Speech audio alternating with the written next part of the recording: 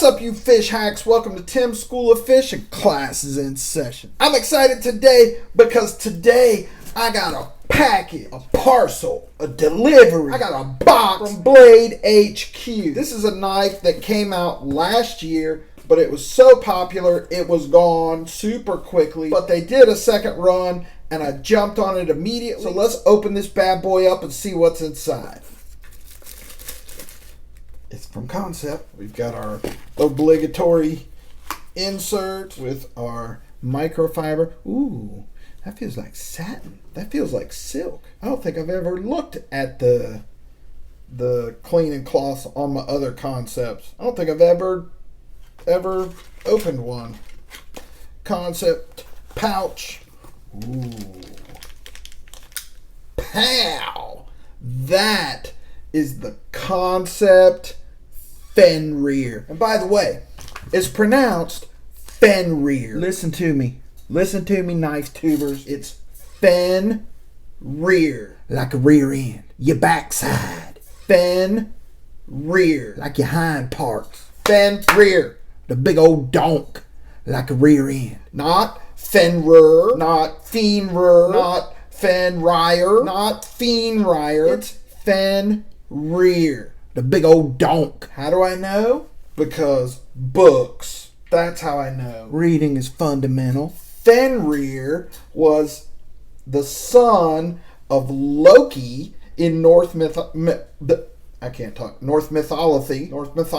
Fenrir was the son of Loki in Norse mythology. And by the way, Loki was not Thor's brother or half-brother like in the movies. Loki was a god on the same level as Odin, the king of the gods. Fenrir was a giant wolf who was the son of Loki that grew so big they couldn't contain him in Asgard, so they chained him up with a chain made by dwarves, because dwarves are metal workers. They chained him up with a chain made by dwarves. That pissed the Fenrir wolf off, made him mad. So during Ragnarok, the end times, the apocalypse for Norse mythology, the Fenrir wolf eats Odin. During Ragnarok, that's when they all kill each other off. All the gods and giants and everybody fights and battles to the death. The Fenrir wolf was a monster child of Loki who had several monster children. It's the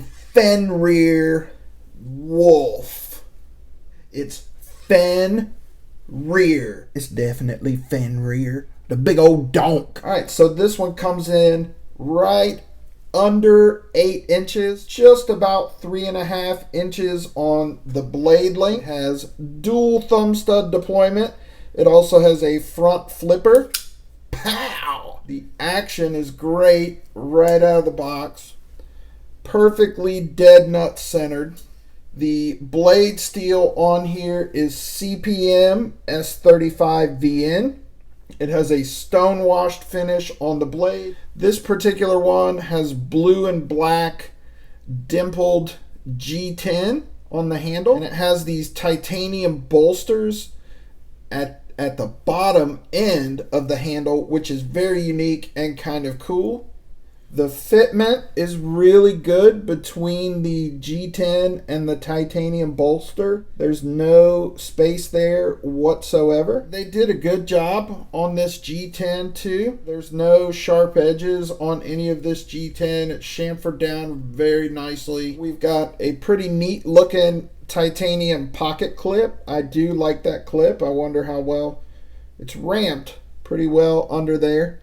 So it should slide into the pocket pretty well. But I just took this right out of the box, so I'm handling this for the first time. It has barrel back spacer standoffs in the back, which I prefer because I live in Florida and we have a lot of sand, and it's just that sand gets in everything, and it's just easier to clean my knives when they have the barrel back spacers. It's a liner lock. We've got good access to the liner lock.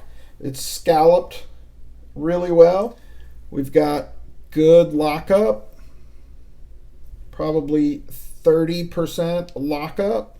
There's no lock stick whatsoever. We do have a lanyard hole for the 2 guys in the world that like to put lanyards on their knives. All right, so the pivot is T8 and the body screws are T6 and so are the clip screws T6. Come on, man. Give us T8.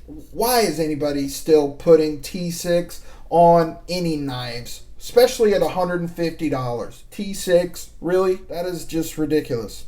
Give us T8. It's a harpoon blade shape with a nice swedge. It's a flat grind, stonewash finish, tumbled finish, Kansept logo here. We've got the blade steel stamp and the model number here on the ricasso. On the other side, we have the designer's name, which is Greg Schaub, and his logo, Sparrow Knife Company, and then the name of the knife, Fenrir. Fenrir. The big old donk. We do have a nice big forward finger choil. Your thumb rests right there. That is very comfortable. That feels very good. Your thumb just lands naturally right there, so you can really choke up on this thing.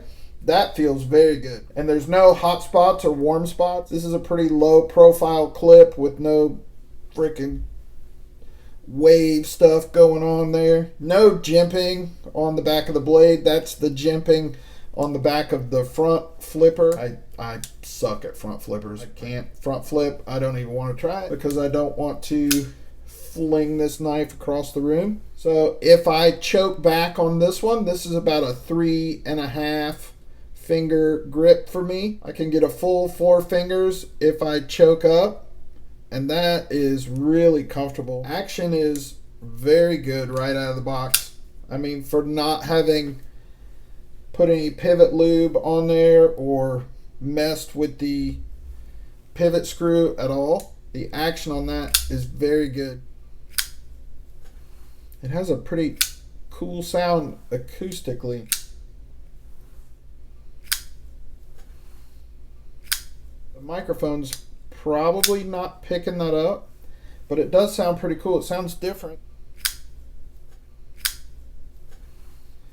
Yeah, so overall, I am happy with this. I've been chasing this one for at least a year. Like I said, when it first came out about a year ago, they did the first run, and the first run was gone pretty quickly. I mean, I don't know if it sold out immediately, but I was not able to jump on it initially. And then it's just one of those that I've been chasing ever since I first saw it.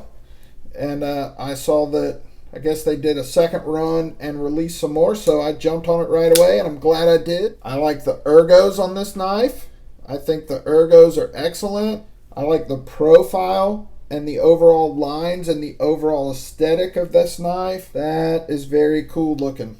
I think they did a good job on the fitment. The fit and finish is very nice. I think the action is very good. And then when I put a couple drops of oil on it and, you know, tune it up, it's going to be even better, but it's already excellent right out of the box. So I like this knife. I am very happy with this purchase, but there's a few things that I don't like. So let's talk about what I don't like. We wouldn't be knife guys if we didn't talk about what we don't like. So this particular model is the lower end of what's available right now. This was right at $160, and I think they go upwards of $300 or something like that, depending on what you get. But this is just G10, so this is the least expensive model that's available. But it was $160, right? That's not a ton, but it's not nothing. For $160, I expect T8 body screws and I expect T8 clip screws. You're giving us titanium bolsters, right? Titanium clip, and then you go and throw T6 on it, as if you're saving some money by putting T6 on it. That that changes nothing, but on my end, it makes a difference. I mean, T6 is for Sencut. Stop with the T6 stuff already. I don't particularly like the lanyard hole, but that's just a preference thing. I'm not a lanyard guy, but I think that this knife is screaming to not have a lanyard hole because of this rear titanium bolster. I think that's so unique. And then you put this lanyard hole on there and it just kind of takes away from it, and that's too bad. But that's just an opinion. I mean, some guys are going to love it because they like to put lanyards on their knives, but I think that this bolster here is so cool. Why would you drill a freaking hole through it, man? So I don't like the T6. I don't like the lanyard hole, and I'm not sure yet how I feel about this G10. I love the color. I think this blue and titanium and black combination really pops. I think it looks great, but I'm not sure how I feel about the little dimples, the little craters. It's not like it's adding grip to the G10. It's not making it any grippier. And the last thing is, there's too much freaking billboarding going on. We've got the Kansept logo here, and then we've also got the Sparrow Knife Company logo. I think the Sparrow Knife Company logo is freaking awesome. This crazy bird skull. I would have preferred it up here on the flat instead of down on the blade like it is on this side. Actually, I would have preferred to just have one. So we've got the two logos, we've got the steel stamp, but then we've also got the designer's name and the name of the knife. It's just too much. Greg Schaub, you made an awesome knife here.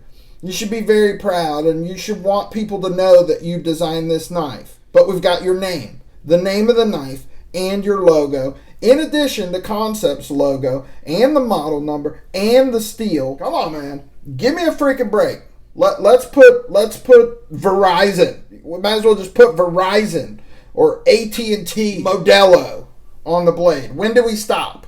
When do we stop with the billboarding? Overall, pow! I think that is a pretty sweet knife. Love the profile. Love the blade shape. Love the ergonomics. I'm glad that I was finally able to catch up with this one. You should certainly think about adding this to your collection. Very unique, looks great, feels great. It's not perfect, but nothing is perfect. So, just wanted to share that with you guys. This is the Kansept Fenrir. Bam. I appreciate you watching. I appreciate you commenting and giving me a thumbs up. If you're not subscribed to the channel, please consider doing so. I got new content coming out almost every single day. That's it for this episode, Tim School Fish, boys and girls. Class dismissed.